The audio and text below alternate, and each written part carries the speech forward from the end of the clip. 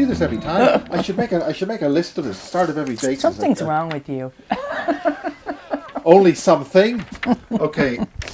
All right. Good. So a couple of things I want to bring. I'm not sure which one to bring first, but let me do it this way. By 1818, there was a fellow in the United States teaching education at Harvard. Okay. His name was Alexander Inglis. He was a professor, I assume a PhD. And the book was called Principles of Secondary Education. There are 6 basic functions of the school, according to this fellow. So I'll read you the function, and then I will embellish or explain. Not embellish, explain. 1, the adjustive or adaptive function. Schools are to establish fixed habits of reaction to authority. This, of course, precludes critical judgment completely. It also pretty much destroys the idea that useful or interesting material should be taught, because you can't text for reflexive obedience until you know whether you can make kids learn and do foolish and boring things. 2, the integrating function, also known as conformity. This might as well be called the conformity function because its intention is to make children as alike as possible. People who conform are predictable, and this is of great use to those who wish to harness and manipulate a large labor force. 3, the diagnostic and directive function. School is meant to determine each student's proper social role, and I will get back to that in a minute. This is done by logging evidence mathematically and anecdotally on cumulative records as in your permanent record, and yes, you do have one. I believe that's the case in the UK as well. 4, the differentiating function, also known as sorting. We'll come back to this too. Once their social role has been diagnosed, children are to be sorted by role and trained only so far as their destination in the social machine merits, and not one step further. 5, the selective function. It's also the hygienic function. This refers not to human choice at all, but to Darwin's theory of natural selection as applied to what he called the favored races. In short, the idea is to help things along by consciously attempting to improve the breeding stock. Schools are meant to tag the unfit with poor grades, remedial placement, and other punishments, clearly enough that their peers will accept them as inferior and effectively bar them from the reproductive sweepstakes. That's what all those little humiliations from first grade onward were intended to do. That hasn't been very successful because, I mean, if anything, the unwashed masses are reproducing much, much faster at a much higher rate than the so-called elitist. There are things that aren't very useful, and that may be part of what chemtrails are about, because we are being sterilized as well. Okay, so, anyway, one more function, quickly. I think just briefly, they're now talking about women not being able to give birth properly. In the next generation of children won't be able to give birth. I think that's true. I think we're seeing that absolutely. 6, the propedeutic function. The societal system implied by these rules will require an elite group of caretakers. See, there's that 5%, 95% again. To that end, a small fraction of the kids will quietly be taught how to manage this continuing project, how to watch over and control a population deliberately dumbed down and declawed in order that government might proceed unchallenged and corporations might never want for obedient labor. 1818, professor of education at Harvard University, the 6 functions of school. That should horrify anybody. That's 200 years ago? Yeah. It's been in place about that long. And then remember, we were talking about the Board of Education and how Horace Mann sort of invented the very first one, to my knowledge. Well, the Rockefeller and Ford invented one too in Texas to figure out how to make use of what they saw as an amazing application of social engineering in the schools. And one of the things they were keeping an eye on was this Professor Thorndike, I think his name was, and he coined the phrase ed psych. He was a psychological education specialist at the University of Texas.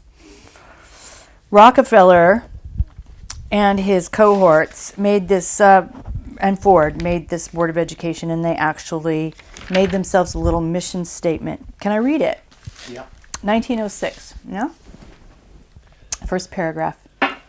In our dreams, people yield themselves with perfect docility to our molding hands. The present education conventions of intellectual and character education fade from their minds, and unhampered by tradition, we work our own will upon a grateful and responsive folk. We shall not try to make these people or any of their children into philosophers or men of learning or men of science. We have not to raise up from them authors, educators, poets, men of letters. We shall not search for artists, painters, musicians, lawyers, doctors, preachers, politicians, statesmen, of which we have an ample supply. The task is simple. We shall organize children and teach them in a perfect way the things their fathers and mothers are doing in an imperfect way. That is, that was their mission statement. It's the technology we become, and I think that I came across this statement when I was reading just in the last few days about how we used China, post-revolutionary China, as a laboratory, that these are laboratories for exploring the technology of subjugation. So that would make the communist revolution in China part of the New World Order agenda. You better believe it. Every revolution. I'm not sure about the American Revolution. That there's lots of debate going on about that because, of course, there were so many Masons involved at the very beginning, and we're not really sure who was. Yeah, well, the three behind revolutions happened. It was the French Revolution, the so-called Irish Revolution, the 1690 rebellion, Orange Rebellion. See, we don't know about that in the States. And this all connects We're so not in allowed terms to know. of a matrix control, because the late Andrew Power, which I keep referring to, made a study of the 1690 battle. And it wasn't a battle, it was a ritual to program the Irish into a bipolar conflict situation. Does Mark Passio talk about that? Do you know who I mean? I don't know. Okay. The only other person who Michael Tessarian. Tessarian, yes, Tessarian. Yeah. He borrowed from Andrew Power's book. Yeah. That basic concept. Yeah, that wasn't really a battle. It was It wasn't a ritual. a battle, it was a ritual between a prince and a king. Yeah. And the Battle of the Boyne symbolizing crossing the universe or the galaxy. Yeah. So you have a predator which crosses the universe to come here, and of course the battle of where the Boyne Valley is where New Grange and these ancient monuments and and also the Holy Grail. There's been Israeli scientists working there to try and find and dig things up and all sorts of things. What is that? Isn't that just Sophia? Isn't that this planet, the Holy Grail? Ultimately. Now, I haven't heard the term Sophia before. I've heard of Gaia, but you need John explain Lamb that. Lash. John Lamb Lash is his name. He's done a lot of work on that. I can never remember the entire title of his book, but it starts not in his name. So John Lamb Lash, not in his name, and then the rest of the title. But it's a fabulous book, and he talks about the true mission of the entity that is Sophia, and we're on how our mission on this planet, which I can't ever get away from. I can't stress. That's Mother Nature. That too, yeah. Which is why the all these predator names is for it. attacking all the energetic lines and energies of Mother Nature to destroy. Yeah, speaking of attacks on the sacred feminine, which is something that, that's something that the Tavistock took in hand by primarily by getting mothers out of homes and out into the workforce, and convincing them that raising their children was the most denigrating thing that they could possibly do. I read an interesting factoid about Prussia, or came across an interesting factoid, and that was that this was a country, a synthetic state, if you will, who around before 1800, by 1776, because I guess that's an important date, by 1776 required all the women in the country of Prussia to register the onset of their monthly menses with the police.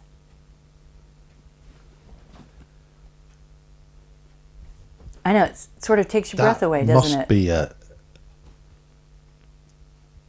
There must be an energetic. That screams to me some kind of dimensional issue, a non-Terran reason for that. Prussia. I think we all need to know about Prussia. Don't you? Yes. Yes. But speeding on to the 20th century, Yes, and let's do then this is where the so-called dimensional gates, the great Maria Ortiz and the channeling and all this stuff. This is your purview, not mine. Yeah. At least But not it's the consciously same right region. now. Yeah. The synthetic beings that are being created here, not too far away from here, Germany everything leads back to Germany, and Yeah, certain houses and grand places in Prussia. Yeah, we have to get straight on that, I think. Prussia, East Germany. That's where my father went before the war. Yeah. It's amazing. My father went to many places, and everywhere he went, there was a revolution afterwards. Interesting. A war, or Oh, we need to But get anyway, to know Miles. I used to think. slag him off. Ever you been? Well, A few I years think- later, there was a bloody war. I think we need to straighten this out. We need to get straight on Germany, because that was always a question for me as well. My forebears are lots of different things, but my forebears have been in the United States on one side since 1700. Okay, but a large part of my background is German. My physical background this time around is German, and so it has been a question for me all of the time for as long as I've been cognizant. Why is it always Germany? Why? You can go to the Tavistock Institute and realize that that those wars were manufactured, and populations were turned on each other that had absolutely no quarrel with each other, and that they were all engineered. They were blood sacrifices. They were ways to make demonic sums of money. It's a package. It's a recipe that's been enacted on us over and over and over. The British royal family, German. The British royal family, are German, yes. In terms of who are we really talking about, though, I think it's really important. Are we talking about the synthetic entity that is Prussia, which was the Teutonic Knights, who gathered up 171 fractured German principalities and made them a thing? What are we talking about? Because we were talking about the folk souls as well, remember? Yeah. This is important. The folk souls are something that, for example, one of the best 20th century illustrations of the folk soul and how indelible it is and indefeatable it is the EU. All right? I was horrified. I had a thought there that one of the crucial things about the Germanic tribes was that they weren't Romanized. The Roman Empire No, they were not. So that's very important. And I think there must be. They weren't There must Romanized. be some kind of, and then also the Vikings and how they fought back. But they were captured, yes. They weren't Romanized, but they were captured by these Teutonic Knights, whoever they in the end turn out to be. They were Templars. They were commissioned by the original Templars in Israel. I think they were Germanic. But we always have to be careful what it is that we're talking about exactly. These lump sums, these redefinitions of language, to confuse us. Very, very much so. Yeah, let's not talk. Let's make sure that we're very clear about what we're talking about. I have people. People who I trust very much esoterically, who've told me there is a ninth beatitude, and that it has to do with Germany. Now explain that again. That's as far as I can go. I have somebody, as a matter of fact, my partner in this book, Harold Kautzvella, knows about this. One of these days we're going to get him over here so you can interview him, because he's fascinating, terrific. He's a physicist, he's a German Israeli, and he's a physicist, a geologist, and deeply, deeply esoteric. And he's written the second half of this book, which is an expansion on his talk at the Open Mind Conference in Oslo in 2012. And he talks about the effects, the science, and it's very readable. You shouldn't be put off by the chemistry in the book, but he talks about the effects of what's coming down in the sky on farmers in Norway wanted things evaluated. And so he had to look at these things in a very clean way, in a way that's not open to being torn apart scientifically. And so that's valuable because there are people. Yes. Yeah. You've Anyway, got, he's the one. Hard data that you can Hard actually, data. But he's also the one who talks about John Dee's connection to chemtrailing and the demonic connection to John chemtrailing. Dee? Yeah. Shakespeare. Yeah, we got to get Harold in on this conversation, yeah? This is why Simon I can't smiled speak the for other. him. Yeah. I can't speak for him, but I can say that he's the one who handles the truly demonic aspects of chemtrailing and Morgellons disease, and he's also the one who knows, between the two of us, he knows more about certainly sentient oil. The only one who seems to know more or seemed to have more facts at his disposal was Griffin, in my opinion, but Harold knows a lot about it firsthand. He's done a lot of research with this, and he has antidotes to the effects of the sentient oil that he uses. Now that's important because It the is sentient important, oils, yes. some issues that it's here to reset life, to remove this anomalous predatory error. Yeah. Yeah, he has been with people in Germany who have managed to bring together ways to defeat the effects of Morgellons, and he also has managed to be part of an effort to neutralize the effects of sentient oil successfully. He will say successfully. Now, I cannot speak for him. I can say that this is Harold's. The logic to sentient oil is it's been in crude oil. We've been burning it in our gasoline It's engines natural, for the yeah. last 100 years plus. Therefore, it must have particulates must be in the air, and so everything on the planet must have breathed it in by now. It Well, he must says there's two must be kinds part as of, well. Yeah. And you've said this before too, have you not? There are two kinds. It's like sacred water and the other kind. Yeah, that Marie Whitley would Yeah. with sacred water being deep. There's a deep sentient oil, and then there's a sentient oil that's more of an AI, yeah? Or is it the other way around? I suggest that there's not enough known about it to get a definitive answer as to whether we're talking about one thing or maybe different versions of it or different aspects of it. Von Neumann referred to grey goo and referred that as sentient. I will say, as an artificial intelligence. I will make nanotech. sure that you have access to Harold. He's the one. He translated The Sun Thief for me. Number one, that's how I met him. And then he and I decided to do this book together after we spoke on a panel together. But when I first met him and he started to translate The Sun Thief, he told me that there was actually a 9th beatitude that was very specific about Germany's. See, I'm going to get on 18 lists by saying this, but Germany has a destiny. Right, here we go. And that beatitude has been eliminated from Bibles. Now, I can't tell you any more than that. He could give you all the details, I suppose, of how he knows that. And I mean, this is the Aryan. I know. The thing about the I just Aryan, made all the lists. No, but didn't I? the Aryan thing goes back to Ireland. That the Aryans were those. That's where the Irish comes from. Irish comes from. Right. This is Passio. It's those who had the high knowledge from the last catastrophe. Those Yeah. who survived, and that's another reason why anybody who had the high knowledge had to be taken out by whatever Yes. this predator is. Yes, but these are the kinds of things that you have to entertain if you want to. And we really do also have to think, not react, please, but think, and not just with our heads either, with our heart minds. Why Germany? Why that bit of the world every time right now? There has to be a reason. And I don't buy that it's because they're all psychotic, nuclear.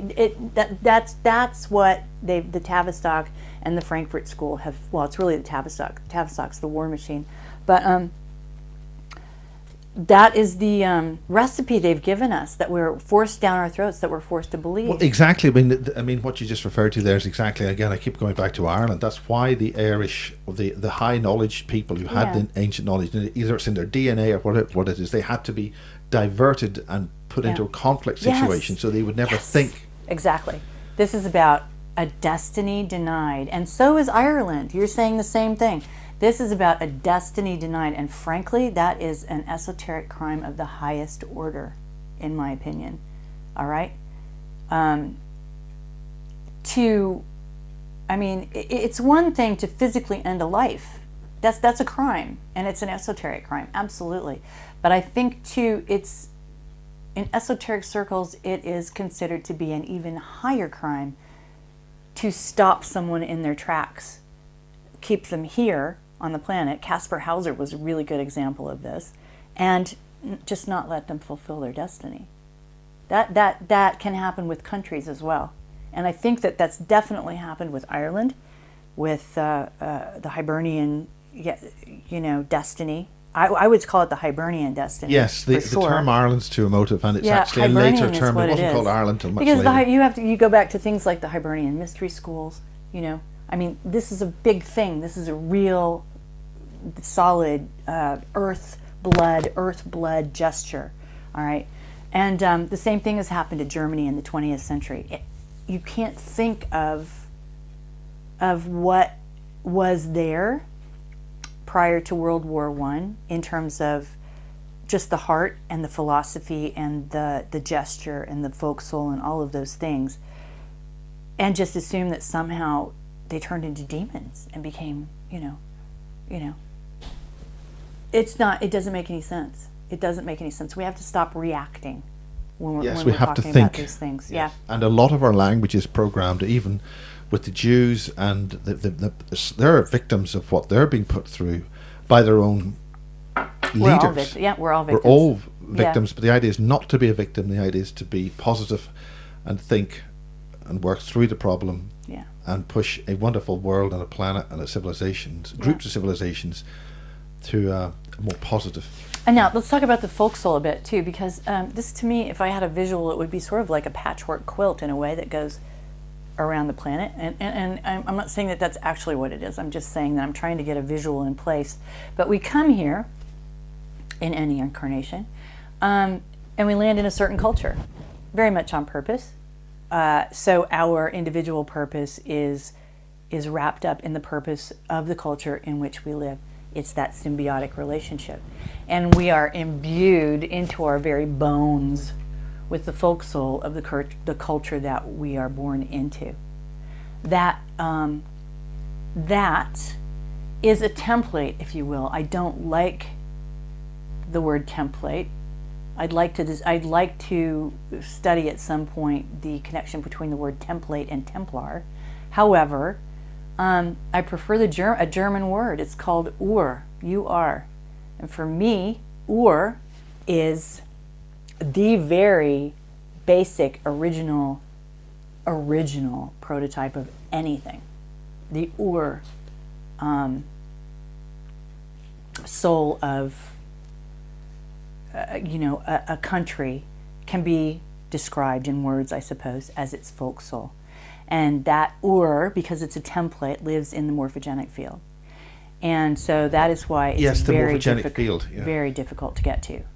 But garbage in, garbage out. You can try. I think they're trying. But by accessing our thoughts, our inner consciousness, before we bring them to this domain, we can then access and change this domain, or whatever is accessing deep within the soul of our thoughts. We can, and we should, and it's that easy. But we're so bold, we're so blown over, like these clowns that you blow up with air, and they're just constantly whack, whack, whack, whack, whack, whack, whack, keeping us off balance all the time. Distraction. I call it the here kitty, kitty, kitty, kitty syndrome. Look around you. It's everything. Their entire will is bent toward making sure you can't stop and think. You can't stop and know who you are. You can't get any quiet. You can't get inside yourself. All right? Now, you can wake up. And many, many, many people are waking up. and then you have some protection. You notice immediately that you have some protection, and the longer you're awake, the more you notice that, you know, when something's obviously coming at you to distract you, and specifically at you. There's general stuff that I've gotten out of my life years ago. Turn off that TV, that kind of stuff. And then there's stuff that's specifically aimed at you. And if you really start speaking out, they turn the heat up on you just as you're getting ready to, you know, to say something important to someone on film. I mean, getting to this interview, in the end, I had to start laughing because it was like, oh, come on. I'm going to go talk. Get off my back, right? Because it was just thing after thing after thing after thing. Well, I just think reversing down the slip road of the 8. Oh, what do you say? Yeah, okay. So, and when I talked to you Friday about, do you remember the books, the collections of my mother's work coming out of nowhere on Friday? That was my mom, actually. She wants me to say this on camera, by the way. I have to. Otherwise, I wouldn't know about it. Because it really means nothing to me personally. Yeah. But the years that she worked for the Office of Naval Research were 1989, 1990, and 1991. There were editors of the fact sheet prior to her. There were not after her. They eliminated that position. So she was the last one. All right. Now, when I first started to research the Sun Thief, I looked to see if any of the fact sheets were online. Some of them were, just a couple. And most of them were still classified. You could see parts of them, but not. So I thought, well, that's a dead end. They were redacted. That's. And then, as I would check back every once in a while, there would be more online. Yeah. And then I went to see if I could find one to show you Friday. So let me see if I can find one of these to show Miles what I'm talking about here. I type her name into the computer, and lo and behold, everything that she worked on for those 3 years has now been bound up into 3 volumes with her name on it as the editor by Connie R. Orendorff. I'm going to say that because I think she should be remembered. And it's all of her work for those 3 years, and it's Middle Eastern this and Oceanic that, and there's a subject, probably a dominant subject for every year, or no, because they've got them out by year, 89, 90, 91. So there must have been a dominant sort of thought process for every year. And it looked, and they were being sold for phenomenal amounts of money. I mean, 140 pounds a volume. So no one's going to be able to buy them and see what's in there, even if there's anything in there that's still worth looking at. Do you know what I mean? Yeah. Because they don't release this stuff unless they feel that it's useless to the general public. But if you could buy it, it's an astronomical amount of money that they're charging. So is that because it's hand-bound? I don't know why it is. I really don't know why it is. But it's the Office of Naval Research who owns her work. If she had published during her lifetime, she'd be in jail. If she had collected up all that stuff and put... Maybe that's why she had the issue. I don't think so. But, I mean, my mother was very careful not to cross any lines and break any rules. She would have... Of course, I don't pretend to know everything about her. Believe me, I don't. But... it would stun me if she had broken any rules. That really would.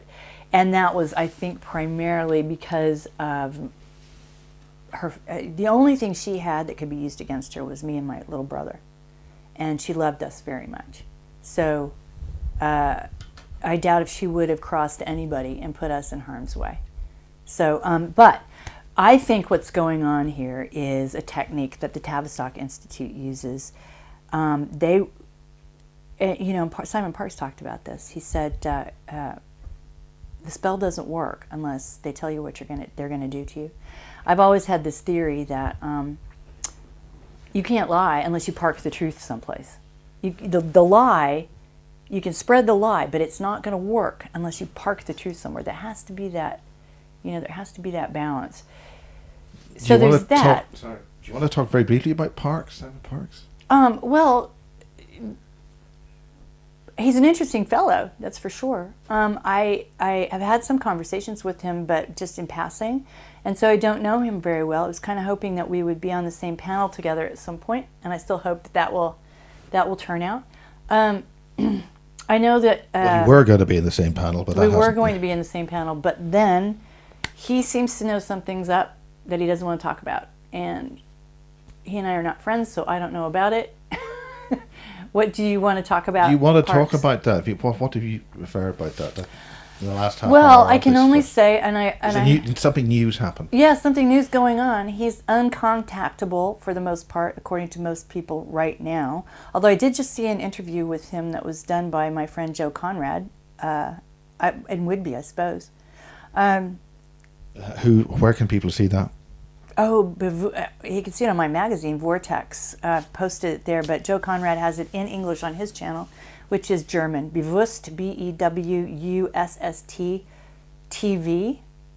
Is it dash TV? Something like that. Type in Joe Conrad and... It'll be .tv. Yeah. Joe Conrad, which is J-O, and Simon Parks, and it should come up. You should be able to grab it off the internet. But anyway, he did say that there were what he said was, and I hope he's okay with me saying this, but there were other entities at work right now, non-manted entities, and something was going on, particularly in Canada, that had attracted the attention of NASA and the CIA. End of communication. I don't know what it means, but that's... Well, Canada's a big place. Canada's a big place. I don't know. I hope everything's okay. That's all I can say. But yeah, I hadn't been able to get in touch with him, and then that's the message I got. Okay, well, that was interesting about Simon. Okay, I just thought I'd just push that in there. So what were we talking about, though? Oh, folk souls, yeah? Folk souls. Yeah, okay, so one of the reasons that How do you spell that? Folk? FOLKSOULS. Oh, right. Folk souls. One of the reasons that they're pounding the United States as hard as they are is because we are 50 sovereign nations, and sovereignty, individualism, is the folk soul of the United States. Now, who is they? They, the predator. I just have to say the predator. Yeah, I think it's better. I think we've got to be aware that there is this predator. Yeah, they is a stupid thing to say, there's no question, because it's always begs the question, who is they? Yeah, but the predator, and that's what I call it, the predator. I guess it remains to be seen who the predator actually is still. We probably all have our ideas. Well, one of my interviewees, a guy called Chris Thomas, who's has this term called the Velon, a different energetic species from a universe far, far away, and they came across here, and this is very similar to where they would be able to inhabit. So essentially, they're de-inhabiting us. Yeah, interesting. Well, the one thing you have to ask yourselves is, if we have a predator who's strictly consuming, then why aren't they just consuming us, getting it over with, and wrecking the planet, and getting, but there seems to be some other agenda going on, and this is why I contend that there's someone who wants to use humanity to operate the morphogenic field. Yes, absolutely. That's the only thing. I mean, this is the prize. This is the prize. So that I don't know how people might bring up the question, well, how does that work with this idea of ascension, or, rising to access the rest of you? How does it work with that? I don't know. As Max Spears was referring to, if you can see them, they're not the people in charge. There you go. Yes, I did think that was a brilliant thing to say. I did see that interview, and it was brilliant. That would has a lot of implications. Yeah, exactly. So that is why they need us on this side of the divide to operate the pulls and pulleys and levers. I am actually tending to think it's intradimensional, intradimensional. I think there's probably a slight difference between those two things. Intradimensional is, in my opinion, those entities who have some ancient connection with the earth anyway, I would say. Interdimensional, I have no doubt that there are other entities that can come from God knows how far away, really, if you were looking at miles and inches and material space, but interdimensionally can travel. Yeah. but they're not connected to the Earth. Well, there's two terms, off-world and off-planet. And one's meant to be a physical domain close by, and the other is dimensionally. Yeah. So so these are the little bits, of the walls of our prison. Yeah. These are the little bits that we have to start taking down. And as I've gone through all of this, getting to this is the result of my mother's, in my opinion, sacrifice. When my mother was mown down in that crosswalk, okay, that's the yield, and I think it's tremendous. I will forever be in her debt for that. I have seen, Miles, and this is a non sequitur to a certain extent, but if you think when you think that you can't influence what's going on in the world, somebody showed me a video not too long ago. There are these demonstrations going on in Germany on Mondays called the Monday meetings. Have you seen these? No. Well, they're going on all over Germany. Every Monday, people are getting together to do almost like a Hyde's Park corner kind of, yeah, and theoretically speak their mind in a free way. And somebody sent me a video of this fellow up in this place called Rostock, which is in northern Germany, and it's a shipping town. And it was getting dark. It was winter. Rain was starting to come down. He was standing under an umbrella, and he was talking to who knows how many people, 10, 50, who knows, right? Because you could only see him. He was being filmed. And this particular book has been translated into German because the Germans are crazy about this information. They're actually getting this information. This one is being translated. I'm having a harder time getting this finished. I think there's a bit of a spell being cast. No, but you got the first one through, you won't be allowed to get the second one through. Yeah, see, so this one, though, this fellow standing under this umbrella, it's getting dark. So he opens the book. He says, you have to hear this. And he starts to read. Talk about a weepy moment for me. I thought, yeah, there you go, Mom. There you are. You know?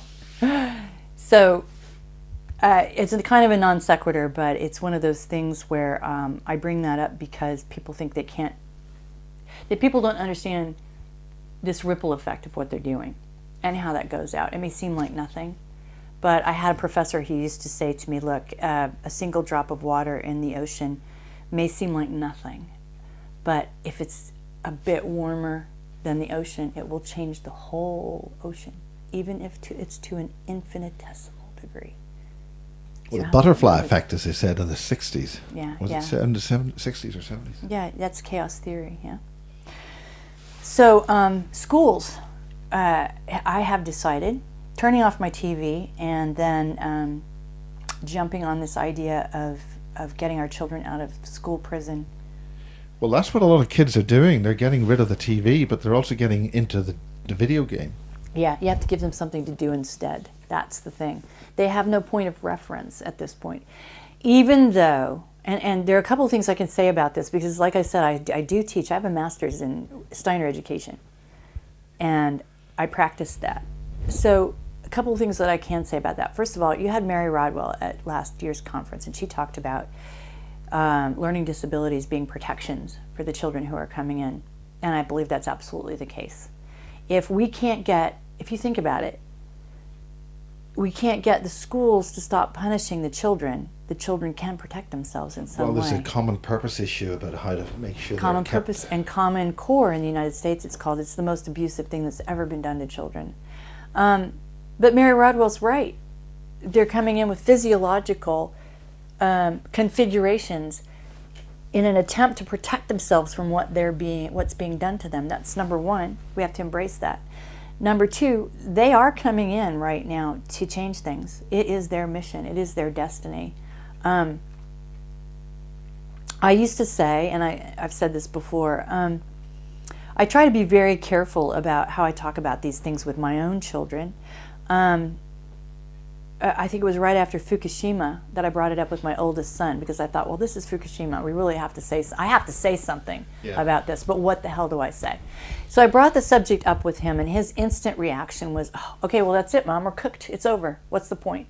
Which was a bit too far I didn't really want him to go to that place. I wanted him to say, "Oh well, what are we going to do?" You know. But the Chernobyl situation is fantastic. That was the radiation is all life which is non-human Yeah. is flourishing there. Right.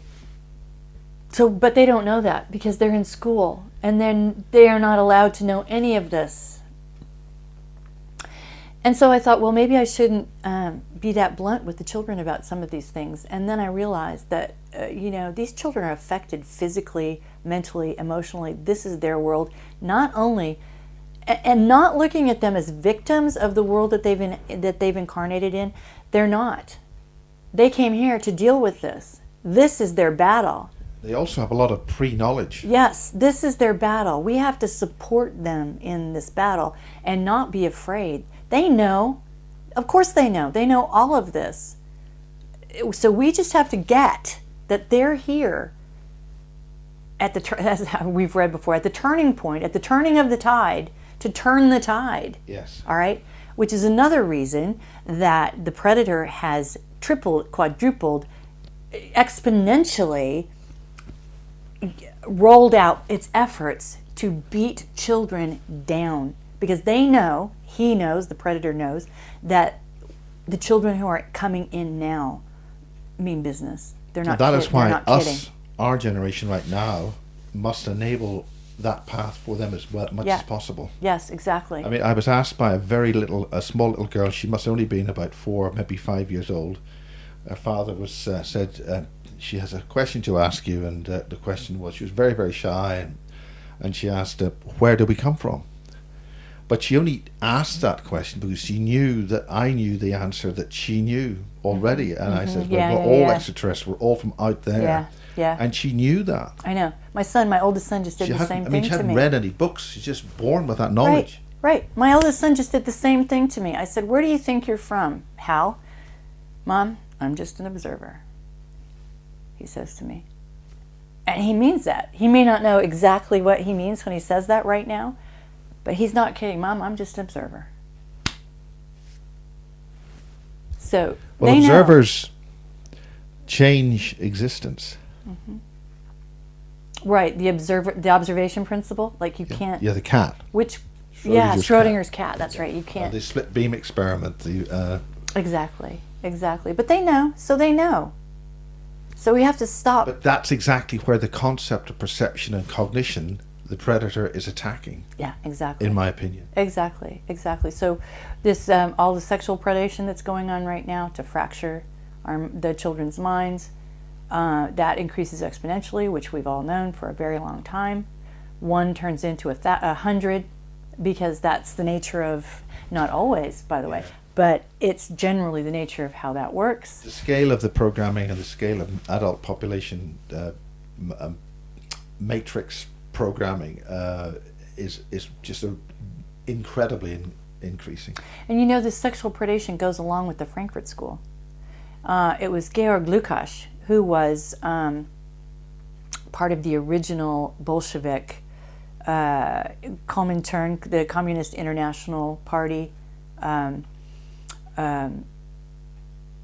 with Lenin, and had it as his job, his task, to participate in the communist Bolshevik overthrow of Hungary, which was a failed attempt, as was the entire Bolshevik revolution. But one of the first things he did was try to introduce sex education into kindergartens in Hungary in 1919. See, 1919 comes up a lot as a very important date. But at that time, Hungary was so Catholic, and that again is and there's that folk soul. And when you're predating the children, see, this is where I think they always run into trouble, because in the end, we always love our children more than we fear our enemy. It may take forever, it seems, for us to get, because the game is ongoing, and they're always applying pressure here, applying pressure there, changing their tactics. Can we do an end run here if we just spend the next 50 years applying this pressure in this way? And yet in the end, I think when they come up against whether or not we'll save our children, I think they end up losing. But right now, the predation of children is thankfully in the news. Now, it's in the news for a couple of reasons. One of which is to desensitize us. Well, there's that, and there's also, I think, one particular agency or broadcaster is trying to get itself off the hook with regard to that. Yeah. Which one was this? Oh, the BBC. Can you say the BBC? Yeah. I mean, you cannot. By throwing the blame around, you mean? Yeah. The scale of how their key broadcasters and key people they had on screen positively vetted over 40 to 50 years, and the scale of how that has had. If they didn't know that was going on, they must be deeply involved. Right. Of course, they're deeply involved. But this is kind of that double-edged sword. It's one of the psyops they run on us, on us all the time. They did it with desensitization to violence with children. They're doing this now so much that even though we absolutely should know about it and be absolutely horrified by the numbers and what's going on, we're also becoming desensitized to it. So you have to understand that if you're talking about this constantly looking at it. I recognize that you actually bring it into being. Yes, be very careful. A very double-edged sword, I agree. It is. You have to know about it. We have to be willing to stop it. We have to be willing to look at it. But if you're drowning in it, be careful something else isn't going on. Exactly. Yeah. So that's an important point that you raise about the BBC trying to, throwing all of that out there, trying to deflect blame. I mean, I think when the BBC have children in need charity raising, they must be trying to balance their karma on one level. Yeah. But that's that's enough attention given to that. Okay. Okay. Finally. What else? What's your actual feeling about what's happening with the information you've gained recently? Specify. What do you mean? The other predator. Where do you mean by this predator? Where do you feel that is? And I've identified the predator. So a lot of people don't even recognize we have one, but you do. I think it's intra. What led you to find that out? What led me to believe that we had? Well, it had to be a predator. I think it was just spending the last several years reading the work of other people when they talk about potentially humans being farmed as food and those sorts of things. What kind of food? Soul harvesting. Well, there's energy. There's energy harvesting for one thing, which is what I'm convinced. If you look around, you see football stadiums filled with people. Yes. That's just a giant energy harvester, guys. Absolutely. That's all that is. Yeah, absolutely. And the same with rock concerts. Same with rock concerts. This is why it came. When you wend your way through lots and lots of evidence, what kind of predation is underway, if you understand the human being as energy, if you come to that understanding finally, if you understand that we're looking at the morphogenic field, that everything is energy. One of the things that I started to do recently is if you decide, and you should, that everything around you is to be questioned, and I mean thoroughly questioned. Everything. Is this table even here? Everything they've said to us is false. Everything is false. So I think you have to start from a couple of places. You have to start from a hook. For me, I started to think about things like what actually is sustenance? One would think of food and water based on what we've been led to believe that we need. And I mean that, what we've been led to believe that we need. Food and water. I stopped practicing carnism, which really helped me. Do you see what I'm saying? This idea of not wanting to participate in the blood sacrifices that are going on this planet. And a lot of that is killing animals and eating animals and people being addicted to adrenalized meat. And, that's not natural. It's not natural. Yeah, I mean, that's why they traumatize. It's trauma. It's constant, unrelenting trauma. The bullfight. So pulling yourself out, and understanding that really what we're talking about here is energy. And then having having a relationship with this idea of we need to think about what really is sustenance. We are told that we eat. We're told that we eat plants. We're told that we eat pigs. We're told that we drink water. We're told that we have, this is a consumption. This is our consumption. We consume in this way, and we have to consume to stay alive. But since I believe that this construct is completely false, I think that kind of thinking is a good place to start. Is that true? I don't know. And if you ask yourself that, then you have to decide what is sustenance. And when you want to know what is sustenance, what sustains humans, then you're back to energy, aren't you? You're back to frequency. You're back to all of those everything things. is eating something else in this particular world. It is, but is that natural? That's the question. Is that the way it was supposed to be? A tree, the roots. Every bacteria, if somebody's gobbling something else up, or transforming it. If you take away the bacteria, the dead bodies just sit there and lie around. Mm-hmm. But then the question I think then is, what are human beings? How are human beings sustained in this environment? These are the questions we need to ask ourselves. Yes, I'm not saying I have the answers. Yeah. I'm saying, but it really needs to get cows that eat grass, fundamental. Other creatures eat other creatures. Birds, the predators eat. And when you get that fundamental, you're really talking about energy. And then there are other people on this planet who are working on the questions of energy harvesting. Yeah? Why do we have these big, coliseums filled with people? If you see them from the air, they look like what they are, which is like giant batteries. And yes. Do you know this? And I have friends who are working deeply, and we should all be working deeply on the questions of what are the pyramids? What are they? What, you know what I mean? Are they? Well, they're all missing their capstones, and the builders of the pyramids have all been killed off. They cannot reincarnate here. Sorry, I just saw something go up your stairs. Do you have a cat?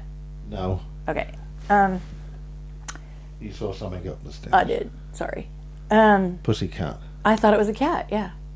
Anyway, I thought you had a cat. Yes. People who are working on this question of the pyramids and energy generation, and I think so. The original question was, who do I identify, in my opinion, right now as a predator? In my opinion, it's intradimensional. People talk a lot about the jinn. I don't know. Well, they're native to this planet. Yeah, I think we're the recent arrivals. Yeah. I think the jinn will be in as much trouble if this planet goes as we are. And they should understand that and then very the question clearly. is, do they?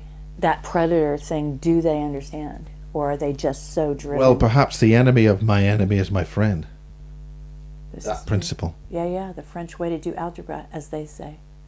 Did you realize? This is the French way to do algebra. The enemy of my enemy is my friend. Yes, so as far as identifying who the predator is, I would have to say that my sense right now is that it is intradimensional. It is an entity that simply cannot. It could be the archons. I mean, are we mixing up the archons and the jinn now? Or is that the same? No, I think thing? the archons are possibly humans, allegedly from Mars, who were contaminated by some kind of. I mean, the archons exist. So, Again, we don't know enough. We need to look at our ancient database, but that's been raided and destroyed. We can't do that until we start asking ourselves really what we might consider nutty questions about, like I said, do we eat? Do we drink? This is an artificial construct. What is really going on here? Well, abductees or contactees would report that they didn't need to eat. They don't need to sleep anymore. Right. It was a lot of them. That's one of the signatures of a real abduction. Yeah. Or contact is that they just don't need to eat or sleep. Exactly. They've got a higher amount of energy. It is an elevation to a higher consciousness, and it's. But in the meantime, if you don't eat, you. In the meantime, we're in a belief system. In the Yeah. meantime, we are in a belief system, and belief systems can end your physicality if you don't. If you're really, really hooked into that belief system. So I'm not advocating anything that might interfere with your belief system such that it ends your physical reality. I think it's an We have a body, it's got a whole lot of things in it which are there to consume energy and food in exchange. Well, people will say that the human body is a filter.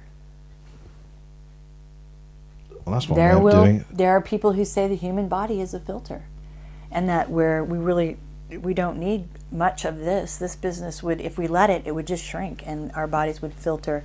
And there are people who say that 8 glasses of water a day, we produce 8 glasses of saliva every day. So, do you know? I mean, there are other ways to think about all of these things. Thinking about them in different ways is useful. That's all. Yes. Just thinking about things in different ways is very useful. It's not advocacy. I just want to say that.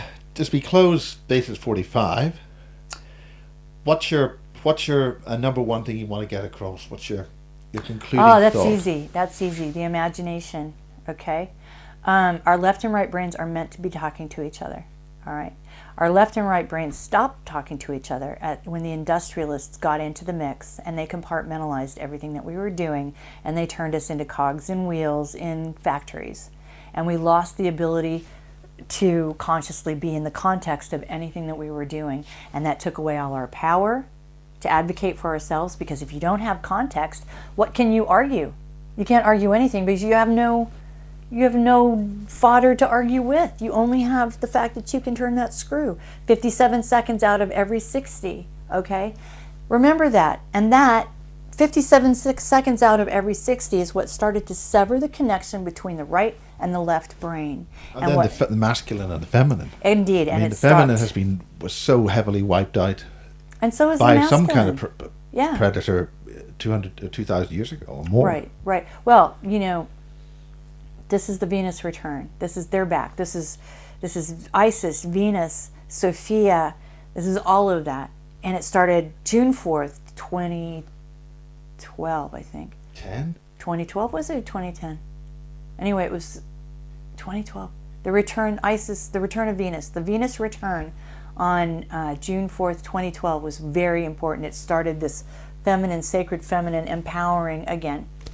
And that is only growing. And frankly, the sacred masculine we've got to get. Well, men can't be masculine anymore. I was going to say the boogeyman. Let's get that off our backs, okay? When I talk about the sacred masculine, I almost look over my shoulder, Miles, because I'm a woman who was raised in 20th century, very much 20th century America. So I was taught that the white male was the problem. Yes? Feminism. Right? So if I talk about the sacred masculine, the first time that came out of my mouth, I almost did that because I thought, I'm going to be in trouble here in a minute if I keep, empowering this idea of the sacred masculine. So how about just the sacred human being? But yes, we should recognize, but you're right though, let's recognize the male and the female, because that's another thing that they're trying to... It's the balance. They're trying to blend that so we don't... Have you noticed that? Yeah. That's what that transgender push is about, to blur those lines completely. You buy your next baby in a shop, in a test tube. I don't want to talk about baby. I mean, yeah, that stuff. We can talk again sometime about that. That's a huge for hours. thing. Yep, yeah. Absolutely. Well, thank you very much. Thanks for coming down. And it's a sunny day. It's beautiful. And we're not in an English country garden today because it's a bit windy. Yes. But thank you very much indeed. Thank you, Miles. Blessings.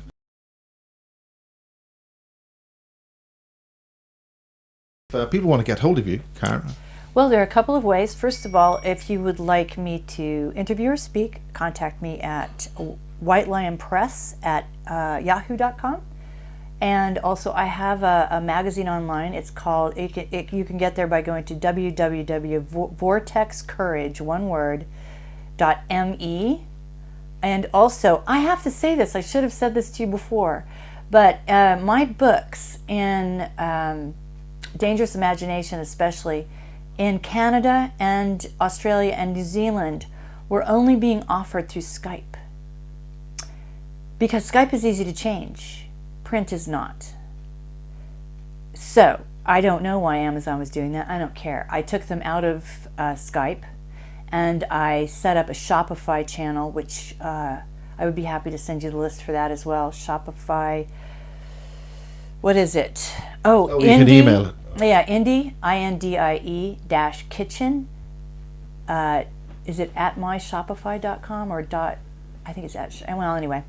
Yes, I can email that back to you, and I'm selling the print books to the non-United States English-speaking countries that way, because Amazon only wants this material in Kindle, and this material in Kindle is changeable. That's Kindle and not Skype, so you said Skype. Yeah, I'm sorry. Yeah, Kindle. Yeah, well, that's the whole point of Kindle. But then we're out of time. Yep. Blessings and thank you. Yes, thank you. Fantastic. Yeah, I hope you like it.